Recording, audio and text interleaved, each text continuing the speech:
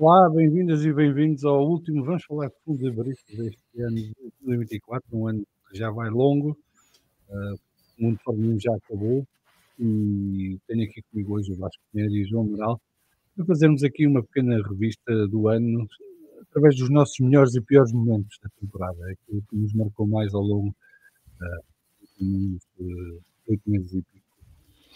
Campeonato do Mundo de Fórmula 1, um campeonato do mundo que começou no final de fevereiro e que acabou no início de dezembro, portanto foram muitos meses de corridas e de notícias e de confusões e de histórias e tudo mais. Começar por sempre por agradecer às nossas e aos nossos patronos do Vamos Falar de Fundo, pois já sabem, podem visitar patreon.com/VFF1 e apoiar-nos através de uma das categorias de apoio, ou então tornando-se membros do canal de YouTube do Vamos Falar de Fundo. Podem também subscrever o Vamos Falar de Fundo nas redes sociais, tanto no Instagram como na rede X ou Twitter, como preferirem. As nossas contas são fáceis de encontrar, Vamos Falar de Fundo e já está. Cumprimentar também quem nos chega em direto, já temos aqui quem nos cumprimenta, o SDM, o Luís Rodrigues, o Paulo Muas e a todas e todos aqueles que se juntam em direto. Nós gravamos às segundas-feiras em direto no YouTube, portanto quem nos está a seguir na Bola TV, um abraço também para todos e todas. E já sabem, quando regressarmos em janeiro, se nos quiserem seguir em direto e participar no chat e juntarem-se à conversa, é irem até ao nosso canal de YouTube no Vamos Falar de Fundo e participarem. Ora então, vamos começar pelos nossos melhores e piores momentos do ano. Isto é um bocadinho bar aberto, não há aqui uma ordem definida, não vamos fazer primeiro os melhores e depois os piores. Vamos alternando. Começo por ti, acho que o teu primeiro momento marcante da temporada, positivo ou negativo? Ora, boa noite a todos em primeiro lugar. Esta temporada foi uma temporada um bocadinho diferente do que estávamos habituados pela positiva. E eu acho que o primeiro momento para mim foi, de alguma forma, não pela corrida em si, mas pelo que ela significou. Foi a primeira vitória não de um Red Bull, porque na Austrália o Carlos Sainz ganhou, mas quando se percebeu no Grande Prémio de Miami que a McLaren estava numa situação em que poderia ter um carro que competia taco a taco com o Red Bull. O Carlos Sainz ganha na Austrália, mas devido a um problema técnico da Red Bull, porque em condições normais teria ganho. E eu acho que... Bem, perdemos o Vasco. Já voltou. E dizia que acho que esse grande prémio foi um primeiro momento de viragem que deu um bocadinho de ânimo ao campeonato, não é? E deu um bocadinho de esperança que isto não fosse um passeio da Red Bull como foi em 2023 e em 2022, de alguma forma. A corrida em si, não me lembro de ter sido assim fantástica, mas teve lá, acho que teve lá uma parte interessante com um safety car, uma coisa qualquer assim, que acabou que beneficiou o Lando Norris, mas isso faz parte das corridas. Mas o que é facto é que foi a primeira vez que vimos um carro andar ali tac a tac com o Red Bull. E eu acho que isso, pelo menos para mim, foi um ponto importante, porque marcou ali uma viragem e uma esperança que isto que não fosse uma grande seca de temporada. Portanto, para começar e rapidamente. Muito bem, Grande Prémio Miami. João Amaral. Olá, boa noite, João, boa noite, Vasco, boa noite a toda a gente que nos segue. Seguindo um bocadinho o que o Vasco disse, enfim, eu, para além de melhores e piores momentos, trago aqui alguns tops de algumas coisas que marcaram durante o ano e portanto, sigo a linha editorial do Vasco e destaco um momento que foi para mim a melhor corrida, que foi Baku, Azerbaijão. Não, quer dizer, para além do acidente que aconteceu mesmo no fim entre o Sainz e Pérez e que acaba por ser estrondoso, por ter consequências mesmo na classificação final, acho que foi a corrida do ano que mexeu mais as medidas, porque vimos, não foi a única, mas foi uma corrida em que vimos os dois candidatos à vitória a lutarem taco a taco com pouca distância, muito pouca distância, ao longo de toda a corrida, com alteração de ordem da classificação, porque o Leclerc passou grande parte da corrida à frente até o Piastri fazer aquele mergulho extraordinário em que ele próprio diz que tem dúvidas se o carro vai conseguir parar a tempo de fazer a curva ou se encontrou o muro primeiro, mas foi de facto uma corrida que desse ponto de vista me encheu as medidas. Não foi uma corrida de indefinição até ao fim, houve outras corridas um bocadinho mais caóticas, o Grande Prémio do Brasil, o Grande Prémio da Grã-Bretanha, foram mais caóticos e estão no meu top 3 de corridas, mas Baku foi verdadeiramente a corrida que me manteve, como dizem os ingleses, no limite do assento do sofá, do princípio até ao fim, com interesse, com dúvidas estratégicas, com 2 pilotos a conduzir extraordinariamente bem, porque é uma pista citadina e não é, nenhuma é fácil, mas aquela tem dificuldades acrescidas. Perdão. E portanto foi, para mim, daquilo que mais nos interessa, começando pelo filé mignon da Fórmula 1, que são as corridas, foi sem dúvida o meu momento mais do ano, foi a corrida de Baku.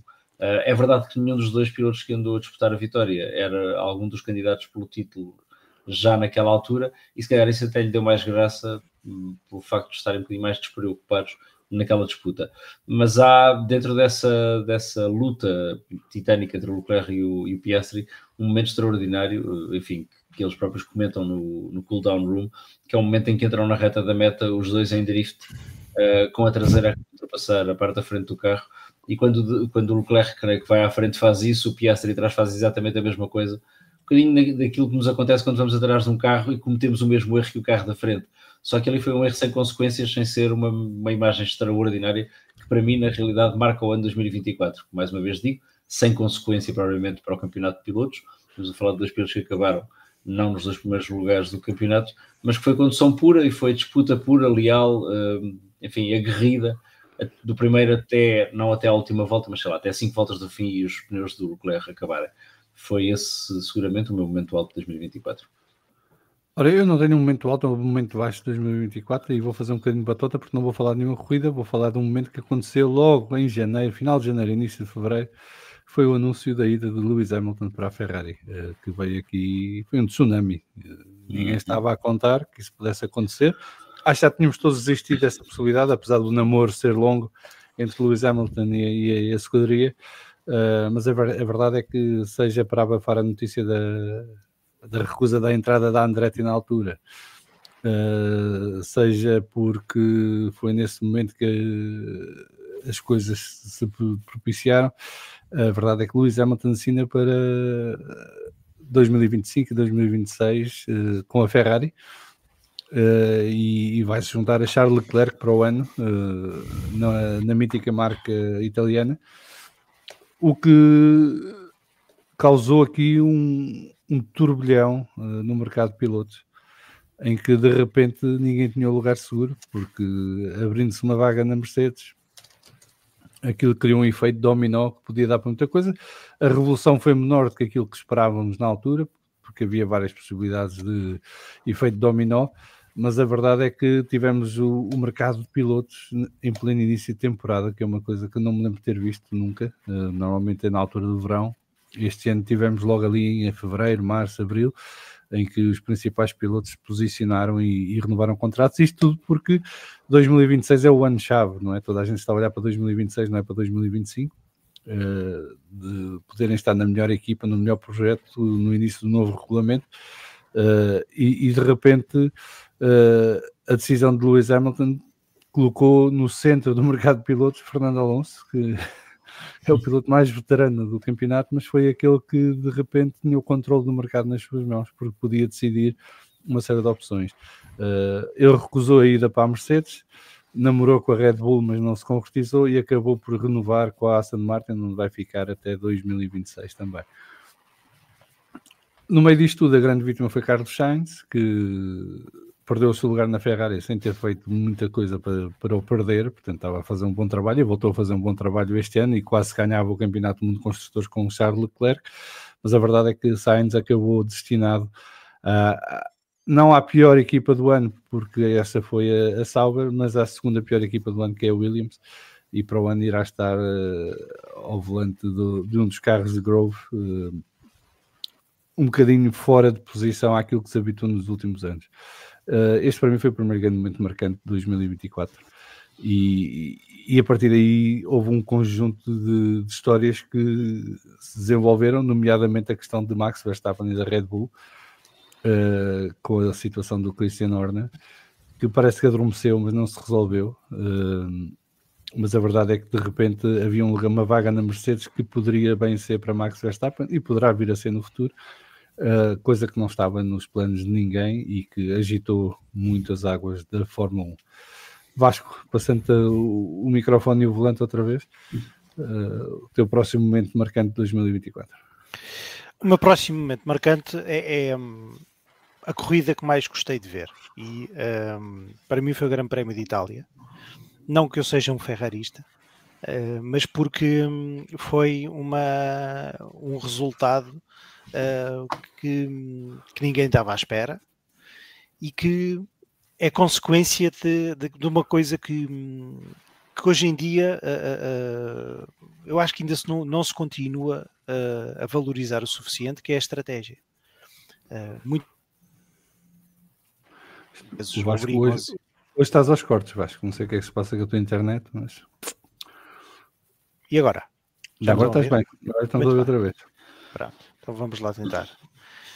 Dizia que foi uma corrida que foi ganha pelo Leclerc, resultante de uma estratégia diferente, que é algo que hoje em dia não se vê com muita frequência, muito resultante dos pneus Pirelli, que acabam por fazer que as equipas adotem mais ou menos todas a mesma estratégia.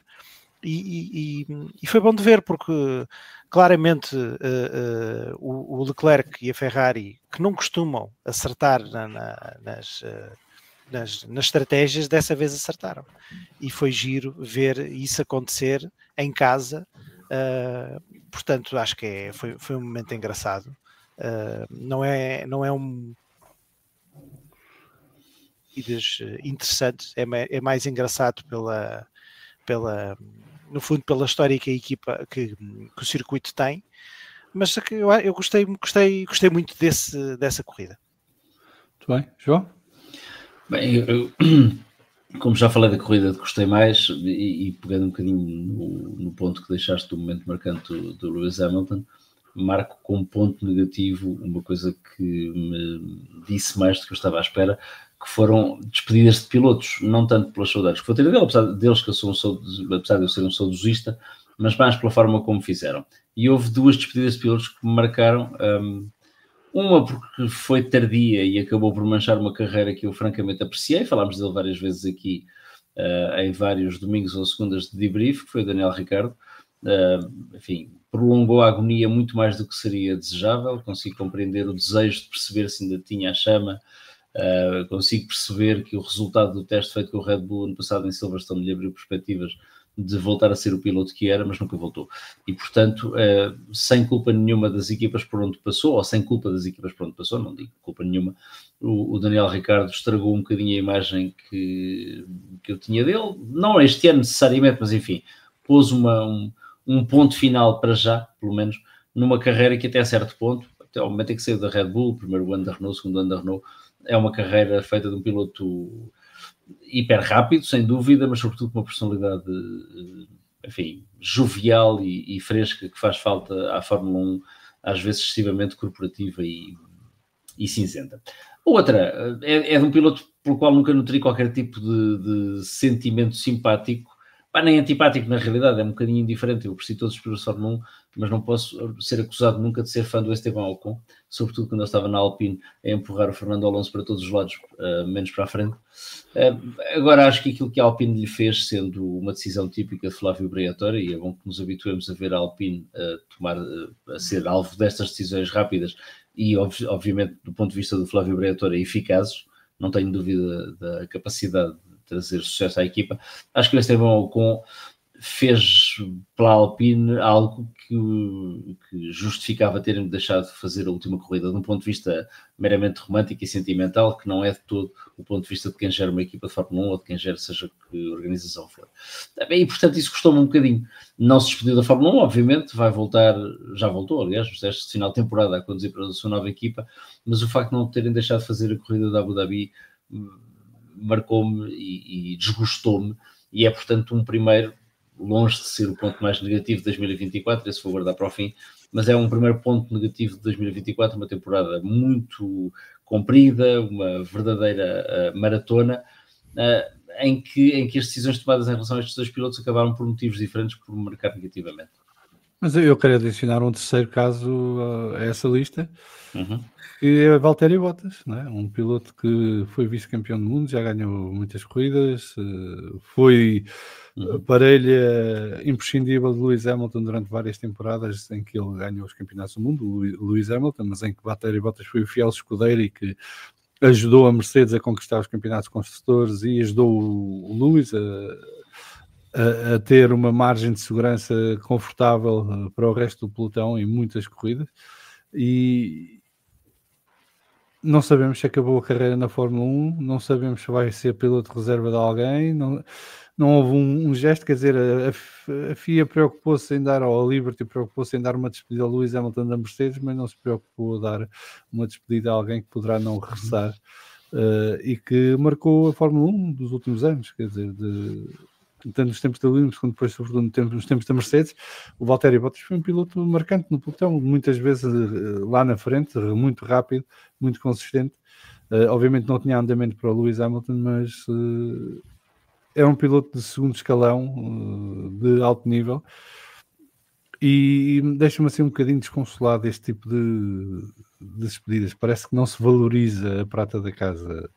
Neste caso a Fórmula 1 não valoriza isso, está muito presa aos holofotes e aos influencers e ao que dá likes e não trata bem as pessoas que constroem o negócio e o desporto e que de alguma maneira fazem com que a Fórmula 1 seja o sucesso que é também. Não estou a dizer que o caso do Bottas, que é um piloto, seja um piloto super popular, mas a verdade é que foi uma personagem que ao longo de várias temporadas deixou a sua marca e acho que todos nós seguimos com interesse estes últimos anos em que ele deixou a sua personalidade sair mais cá para fora e mostrar-se mais e que nos proporcionou momentos humorísticos bem interessantes e também nos desafiou um bocadinho a olhar para outras coisas, nomeadamente para o rabiosque dele, que não era coisa que quisesse, mas ele fez questão de fazer um calendário só dedicado a isso.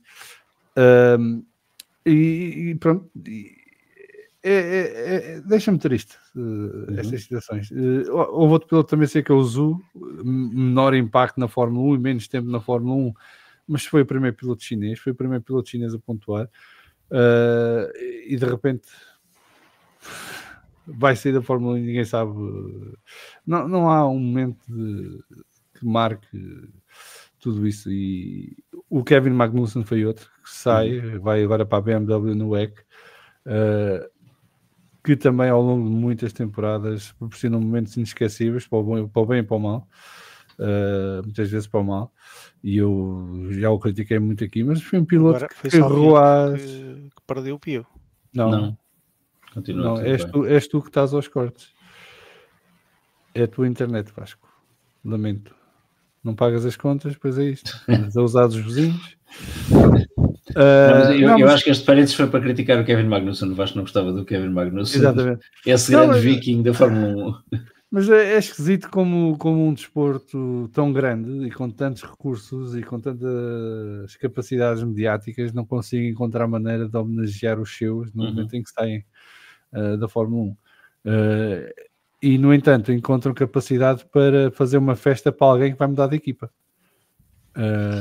Que é uma coisa que para mim é negativo, porque não se devia celebrar um piloto mudar de equipa, por muita história que haja. Acho que há um momento para se festejar a carreira dos pilotos e esse é quando eles se retiram do desporto, não é quando mudam de equipa a meio. Quer dizer, isto é a mesma coisa que agora um jogador troca de clube de futebol e o desporto de futebol vai fazer uma festa porque o jogador vai trocar de equipa. Faz sentido nenhum, é uma parvoíce, uma parolice, mas é isto que a Liberty gosta e que nos está a querer habituar.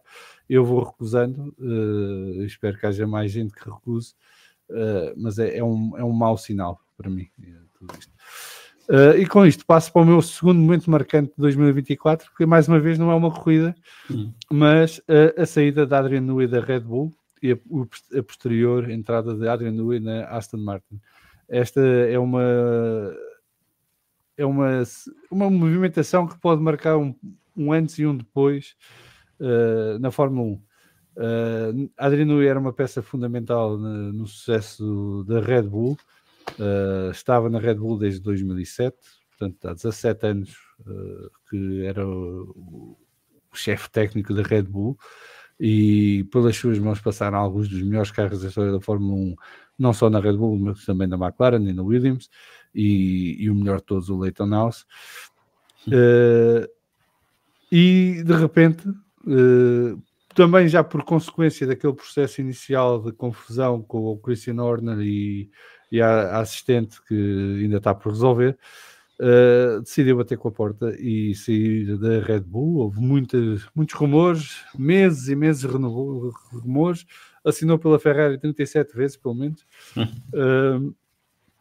E até nos deram os dados todos da transferência para a Ferrari, os valores, e onde é que ia morar, e que a mulher já andava à procura de casa, e que não sei o quê, e que não sei quantos. E no final de contas foi apresentado na Aston Martin em setembro, assim ao Grande Prémio de Itália.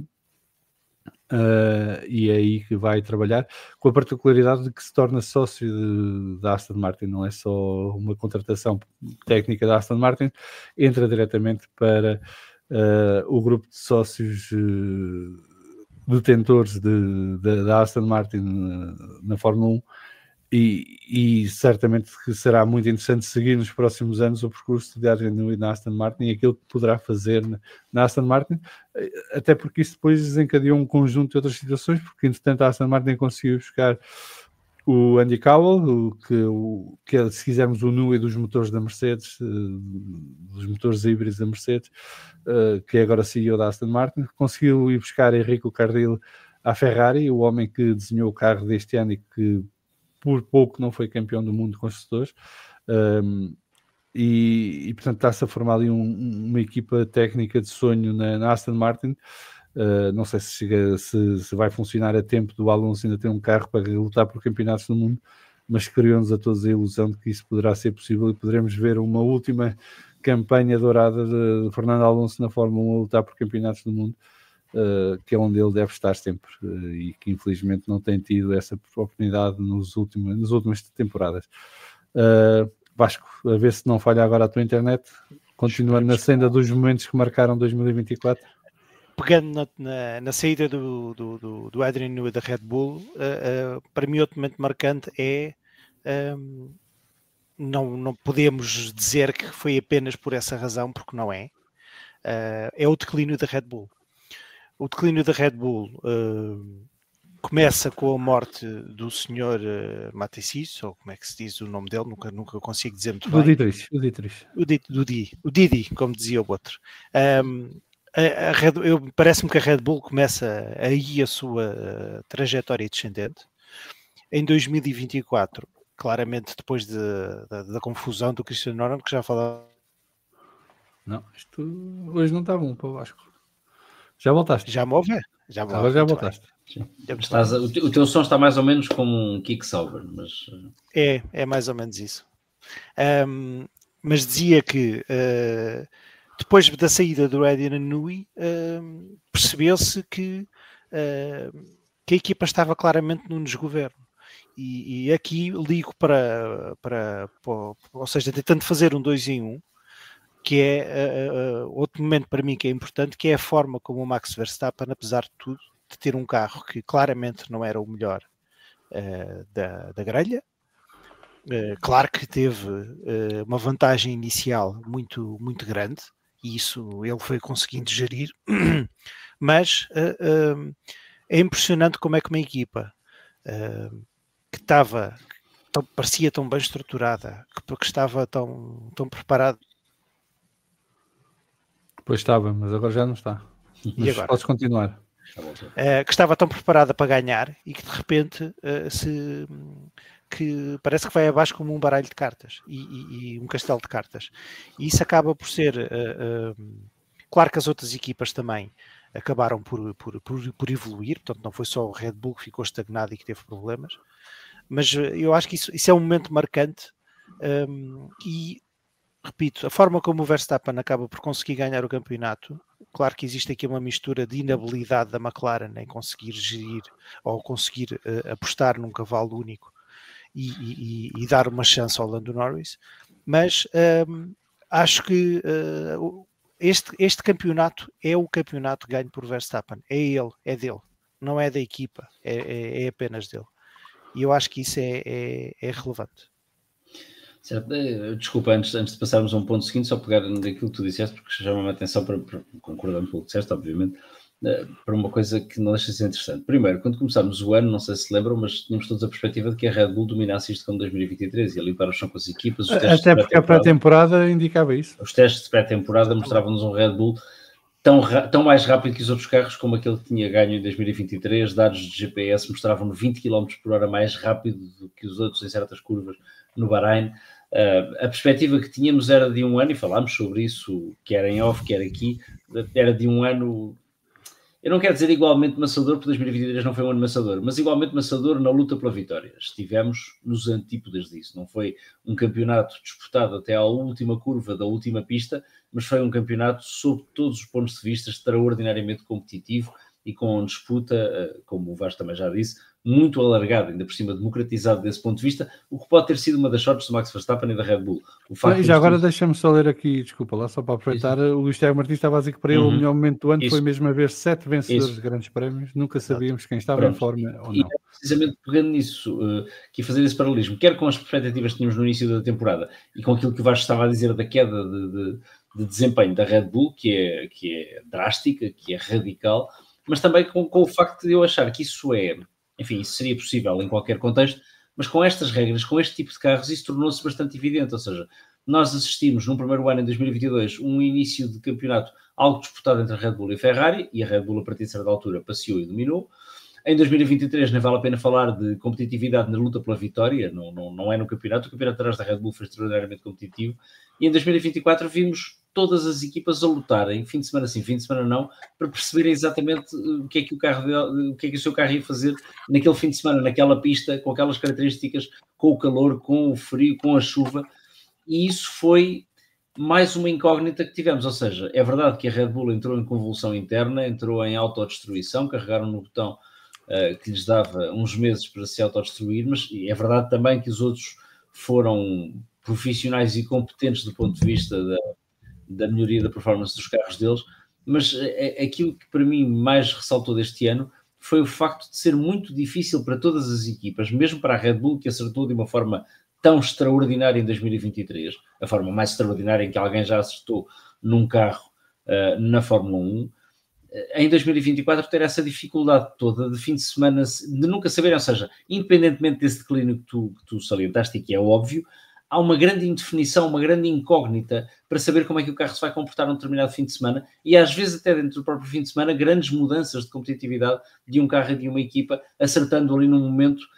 A sensação que me dá, e disse isso várias vezes ao longo do ano, é que às vezes nem eles próprios sabiam o que é que tinham acertado para pôr o carro a andar tão bem, mas é um bocadinho como, enfim, vocês sabem que eu sou mais velho e para quem nos está a ver e é mais novo, peço desculpa por esta pequena viagem até ao passado, quando as televisões não eram por cabo e tinham antenas no exterior dos edifícios, às vezes tinha que se mexer na antena para se conseguir melhor recepção. Nos prédios numa cidade grande isso é complicado, em casas mais pequenas, em aldeias, era frequente virar a antena mais para um lado ou mais para o outro.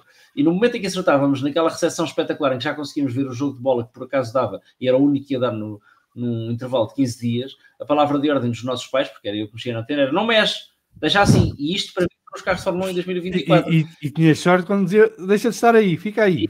Isso. A passar corrente, agarrando com a mão na antena, porque isso melhorava a recepção. A sensação que eu tenho é que em 2024 os carros de Fórmula 1 funcionaram assim e isso contribuiu, de um certo ponto de vista, para a Red Bull também perder maior competitividade do que teria perdido com outro conjunto de regras, mas ao mesmo tempo também lhe serviu, porque essa competitividade não passou só para uma equipa e para um piloto, serviu para que a Mercedes, a McLaren e a Ferrari ganhassem corridas e com isso aquela vantagem inicial, que era de facto extraordinária, tenha sido um balão de oxigênio que lhes permitiu ir respirando até ao fim do ano, sem tirar 1 grama, 1 milímetro, quer que seja, de talento ao Max Verstappen e, como disseste, Vasco, e bem, ao campeonato que é dele. Mas deixa-me só acrescentar uma coisa, porque eu não acredito em coincidências, mas a queda da Red Bull dá-se quando? Sim, dá-se quando o Newey sai, sim, quando o Newey deixa de ter intervenção. Quando o Newey sai. E portanto ficamos com a sensação de que era o Adrian Newey que conseguia encontrar o ponto de equilíbrio certo para o Red Bull funcionar otimamente, como tínhamos visto em 2023 e também em parte de 2022. E foi isso, porque essa é a grande diferença. O que é que a Red Bull deixou de ter de repente? Foi a Adrian Newey, não foi mais nada.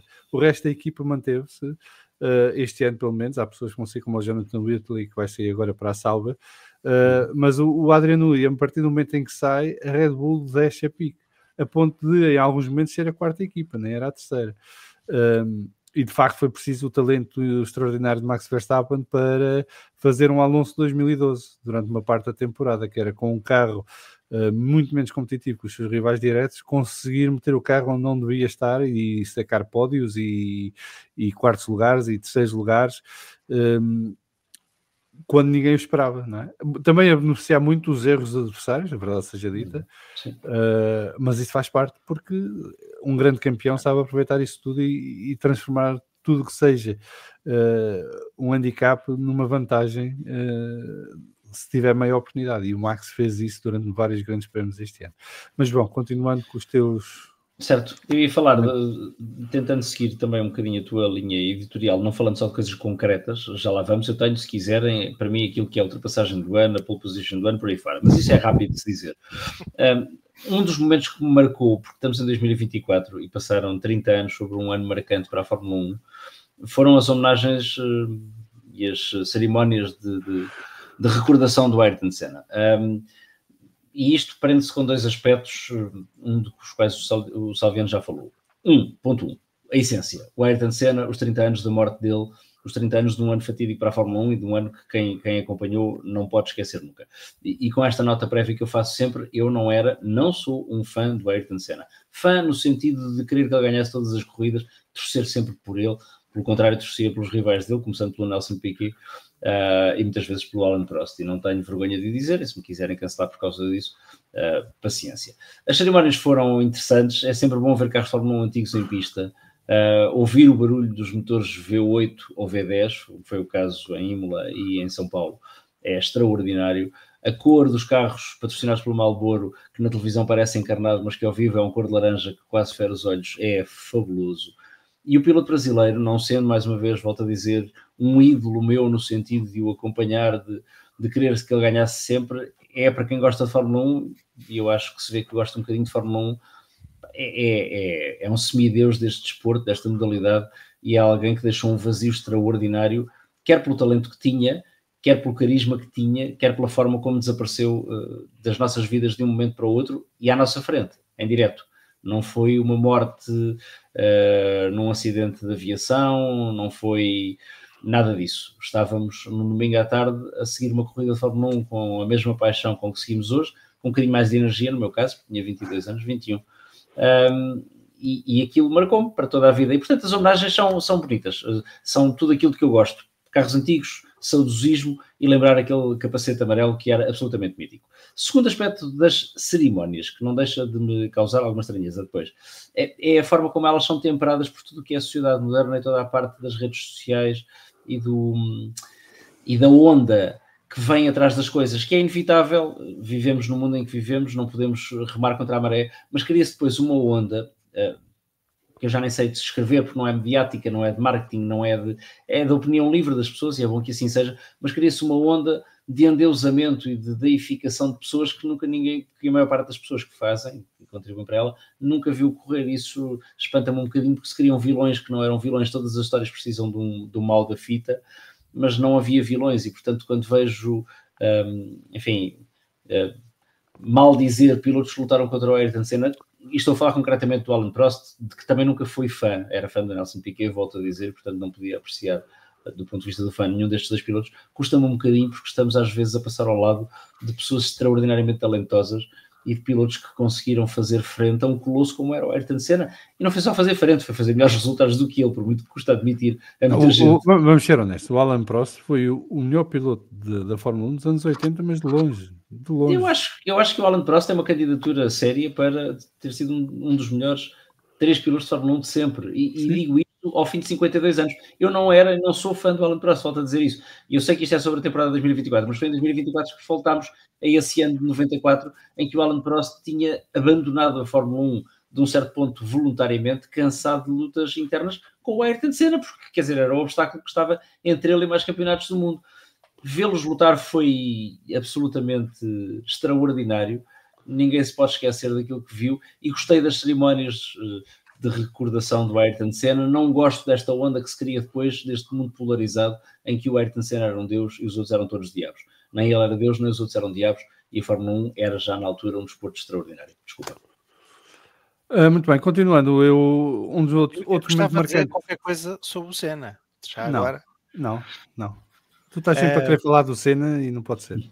Não, mas o Senna faz comissão, alguém fala de Senna e tu tens que acrescentar. Não, mas eu gostava de falar exatamente um bocadinho de uma coisa que o João falou, que é o Ayrton Senna tem esse endeusamento e para mim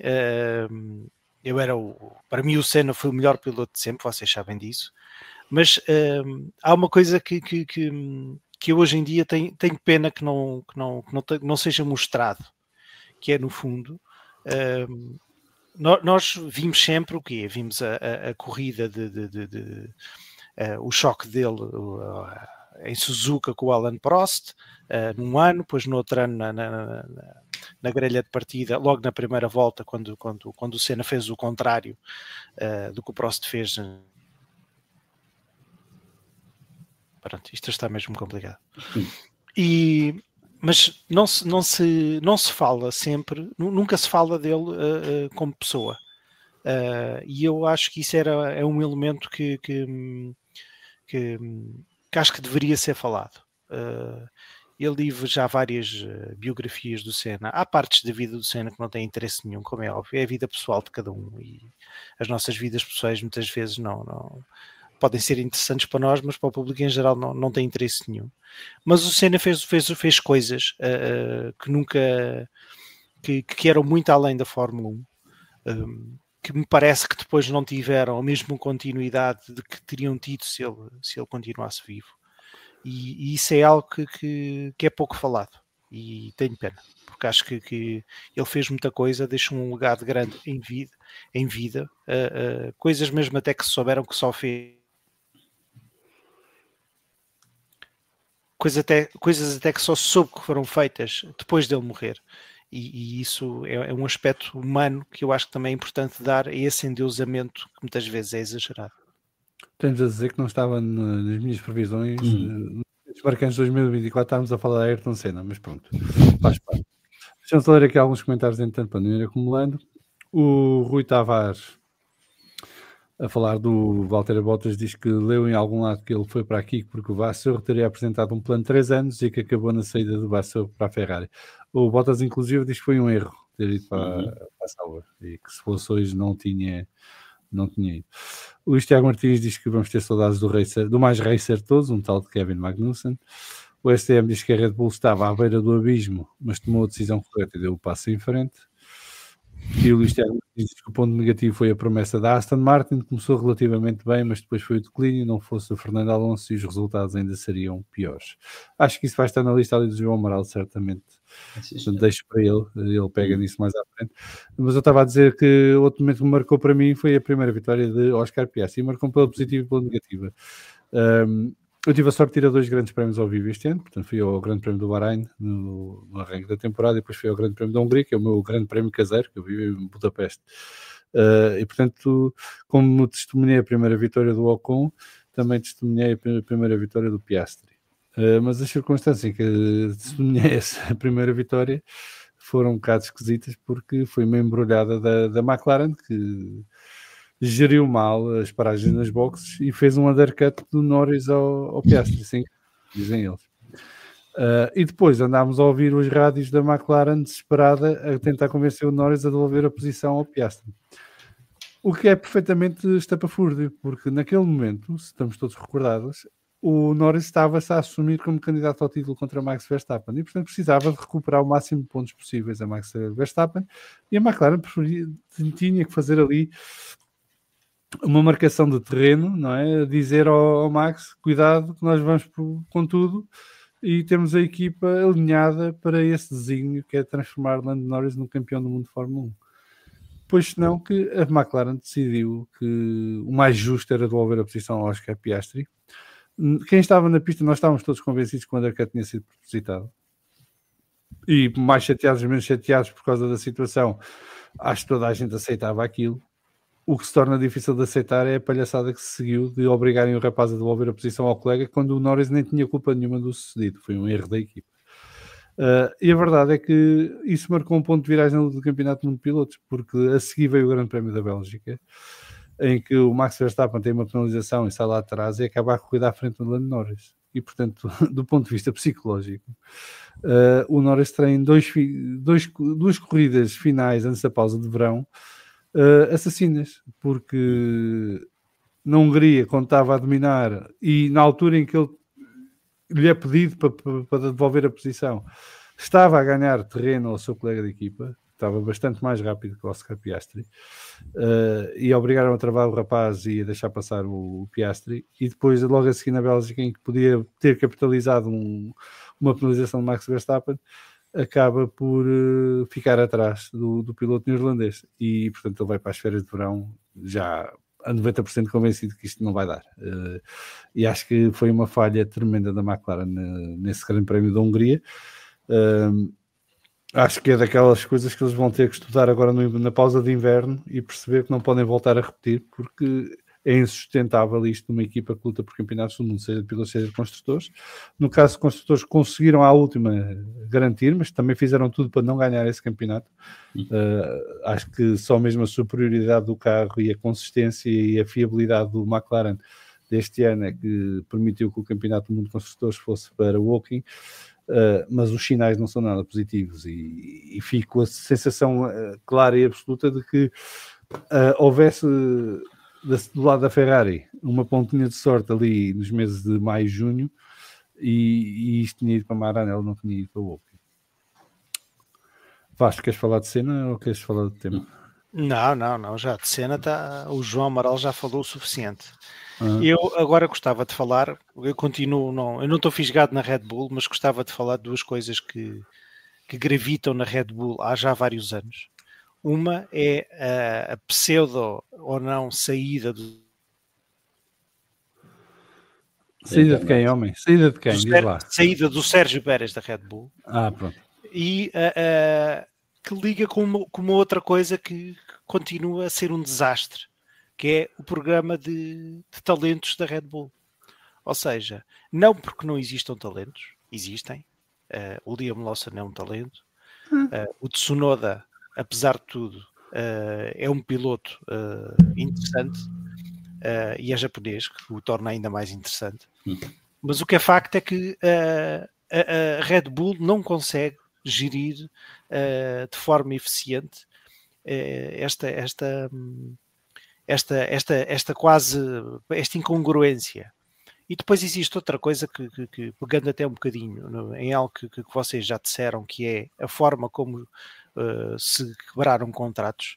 Eu não consigo perceber como é que a Red Bull assinou com o Sérgio Pérez, tendo em conta que agora o está a pensar despedir. Quer dizer, as performances do Sérgio Pérez desde que ele assinou o contrato... Isso eles já explicaram, porque eles seguiram sempre a estratégia com o Pérez de renovar o contrato como um isco para o motivar e manter competitivo. E desta vez foi ao contrário, ele afundou. Isso é o síndrome... Tá bem, é uma estratégia que, sim senhora, poderia ter sido válida, mas quer dizer, o Pérez já sabemos o que é na Red Bull há já vários anos e se calhar nos anos anteriores, aliás, eu lembro-me de ter começado a falar disto no ano passado de uma forma mais recorrente. O lugar do Pérez só não estava a ser posto tão em causa porque o Red Bull era totalmente dominador e o Verstappen ganhava o campeonato sozinho. E o Pérez foi vice-campeão do mundo. Está bem, sim, está bem, mas o que é facto é que as performances deles já no ano passado começavam a ser bastante... Sim, mas o ano passado era impossível deduzir alguma coisa porque fizesse as contas como quisesses, com ou sem Max Verstappen, Exato. O Pérez era o melhor do resto. Exatamente, era. E, portanto não havia muito por onde pegar. A performance dele, tendo em conta o carro que eram abaixo do esperado. Pronto. Sim, sim. E claramente depois existe aqui uma coisa que é, isto das duas uma, ou a equipa define uma estratégia e leva e faz uma escolha e é o Sérgio Pérez e leva com essa escolha, pronto, e para o bom e para o mau, ou então que o substitua de vez. Agora andamos há meses ou há anos a falar nesta pseudo-substituição e não saímos disto. Portanto, isto é a Red Bull no seu melhor. Já tivemos vários relatos até aqui do Filipe Albuquerque a dizer do estilo que o Dr. Marco tem em relação à gestão de pilotos, e parece que nada muda. Portanto, e acho que era a altura de mudar.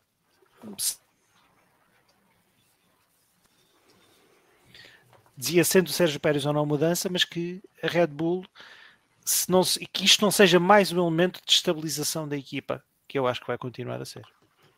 Mas isto é muito a cultura da Red Bull, não é? Eles fazem isto sistematicamente a quem tem uma performance abaixo do esperado e está sempre a lançar comentários cá para fora que geram rumores e boatos e que alimentam teorias e tudo mais. E, portanto, é um clima de constante pressão sobre o piloto que for o alvo disso, o que não deve ser nada positivo para o piloto e para a equipa, mas eles é que sabem. Eles acham que essa é a fórmula do sucesso. Aliás, o Horner, na primeira temporada do Drive to Survive, que foi a única que eu vi por inteiro, tem uma frase que é: nós atiramos a água e a ver quem sabe nadar. E é muito esta atitude da Red Bull. Não há ali uma proteção ao piloto, ou sabe nadar ou afoga. E, portanto, sim, mas o que é estranho é que o Pérez está a respirar debaixo de água já há 2 anos e eles não tiram de lá. Mas o Pérez tem quem lhe dê... Certo, é verdade, sim, tem quem lhe dê respirador, não é? Ele tem mas não é um respirador, ele é uma palhinha que vai permitindo. Não, mas o Pérez, vamos lá ver uma coisa. O Pérez chegou à Red Bull em desespero de causa no final de 2020, em que ele estava sem equipa e a Red Bull precisava de um segundo piloto. Não tinha ninguém da academia. E depois de uma temporada bastante boa, na altura ainda Racing Point. Sim, na Racing Point. E ganhou a sua primeira corrida em Sakir e tudo mais. E o Sérgio Pérez não vem do trajeto da academia Red Bull, e depois tem outra coisa, traz patrocinadores pessoais, um conjunto de apoios para a equipa que, sobretudo numa era de tetos orçamentais, cobra uma parte significativa do orçamento da equipa e, portanto, não é fácil para uma equipa que depois se constrói todo o seu orçamento à volta disso, desistir de 25% ou 30% do orçamento de repente, para prescindir de um piloto cujas prestações pioraram. Acho é que o exemplo da McLaren com o Daniel Ricciardo é o exemplo a seguir aqui, não é? Tens de pagar 15 milhões para te veres livre do piloto, não pontua, pagas os 15 milhões, dói, mas depois de repente estás a lutar por campeonatos do mundo, não é? E tens 2 pilotos no carro que são altamente performantes e que trazem pontos, que é o que interessa para os prémios financeiros. João Amaral. Enfim, estamos a aproximar do fim, portanto vou tentar ser mais telegráfico e seguir aquilo o repto que me lançaste há bocadinho. Destaque pela negativa performance de equipas. Sim, a Aston Martin faltam adjetivos para descrever a performance da Aston Martin em 2024, foi de mal a pior. Começámos o ano cheio de expectativa de que 2023 pudesse ser em parte repetido, não com aquela competitividade tão elevada, porque eu creio que 2023 os apanhou eles próprios de surpresa, mas pelo menos fazer assim um brilharete de vez em quando, pódio ocasional, lutar com as 4 equipas que andaram sempre pela frente do campeonato, e a verdade é que se começaram perto disso, acabaram porventura como a equipa com o pior ritmo de todo o pelotão. E isso é uma desilusão para a equipa, para quem segue a equipa, para os recursos que a equipa tem, já neste momento, e para aqueles que vai ter no futuro. Para quem é fã do Fernando Alonso, enfim, eu e o Salviano passámos por um ano que nos fez alguns cabelos brancos, e portanto, enfim, canso-me de falar tanto da performance da Aston Martin. Destaque negativo nas equipas que queria dar ao Williams e ao James Vowles, porque acho que fez de longe a pior gestão que podia ter feito, quer em termos de estoque de peças, quer em termos de tratamento dos pilotos. Enfim, é um bom exemplo do que não fazer, e acho que se o James Vowles tiver uma costela de autoescrutínio e de exigência pessoal, está a bater com a cabeça na parede neste momento, a pensar que sim, tem uma dupla de pilotos invejável, mas que tem que fazer desse tipo de escuração para que 2025 corra melhor em termos de gestão de tudo. da imagem da comunicação, mas sobretudo daquilo que faz os carros, que são as peças. Destaques pela positiva, pelo contrário, para acabar só nas equipas. Obviamente as que ganharam, a Ferrari mais do que as outras, porque como o Vasco disse há bocadinho, acertou quase sempre do ponto de vista estratégico, e é bom ver a Ferrari paulatinamente, racionalmente voltar aos lugares cimeiros, depois de anos de algum desespero gestionário. A Red Bull, por tudo aquilo que já se disse, mas porque continua a ser a equipa que mais e melhor progride ao longo do fim de semana, que mais é capaz de traduzir todos os dados que recebe da fábrica e do simulador em performance em pista, e isso não é uma qualidade especienda, e mesmo perdendo o Adrian Newey e mesmo perdendo muita competitividade, fizeram isso melhor que os outros, mas sobretudo as duas menções honrosas que tenho para a Haas, que recuperou de uma prestação quase miserável em 2023 do ponto de vista da gestão de pneus para carros competitivos em qualificação e semi-competitivos em corrida, e uma menção honrosa para a Alpine, que faz uma ponta final de campeonato a todos os títulos notável, pensando sobretudo onde começou e onde acabou. Eu diria, enfim, salvo o exagero, faz quase o contrário da Red Bull, porque começa o ano com um absoluto trator, falámos disso aqui, chamámos-lhe máquina agrícola, máquina ceifeira, tudo e mais alguma coisa, e acaba o ano com sorte com aquele duplo pódio no Brasil, mas a conseguir qualificar-se regularmente no top 10 e a fazer pontos com alguma regularidade, o que é mérito necessariamente de uma equipa que mais uma vez passou por um ano conturbado do ponto de vista da sua gestão e dos seus planos futuros. O Luís Rodrigues diz que gostava de dar um destaque positivo a pilotos como o Berman e o Colapinto, provam que esta nova geração é bastante talentosa. O David, onde quer que esteja, está a retorcer-se na cadeira. O Luís Rodrigues diz que a Aston Martin bateu no fundo este ano. A boa notícia é que a partir daqui é sempre a subir. Não, ainda dá para descer. Eles acabaram quinto no campeonato, não é? Uhum. Mas esperemos que não. A Aston Martin é um caso estranho, não é? Porque é uma equipa grande em termos de recursos, de orçamento, de capacidade técnica e tudo mais, mas depois não consegue transformar isso em resultados práticos e válidos na pista. E o carro anda a desevoluir há 2 anos, a regredir, se quisermos, há 2 anos. O carro de 2023, o primeiro, e às vezes falamos com o Nuno Pinto na brincadeira que se calhar o carro de 2023, o primeiro, ainda era capaz de fazer melhores resultados que o carro mais recente da equipa, e é algo que eles vão ter que entender lá dentro, como é que têm que resolver e como é que têm que fechar este ciclo negativo, esta espiral negativa de desenvolvimento do carro, e transformar isso numa espiral positiva já a partir do próximo ano. Não acho que não podem esperar para 2026. Obviamente que o foco é 2026, mas acho que eles para o ano têm que perceber onde é que estão a falhar, o que é que está a correr mal, e reverter esses processos todos, transformá-los, dar uma volta a 180 graus para pô-los a funcionar, porque só assim é que podem entrar em 2026 com o pé direito, porque não podem continuar com esta tendência para lá de 2023. Deixa-me só fazer aqui um pequeno ponto de paragem para cumprimentar o Luís Rodrigues e dizer-lhe que eu não sei se a Aston Martin bateu no fundo, mas seguramente bateu com o fundo. Pelo menos no Brasil bateram com o fundo no chão várias vezes, sim, e partiram os fundos por causa disso. Desculpa.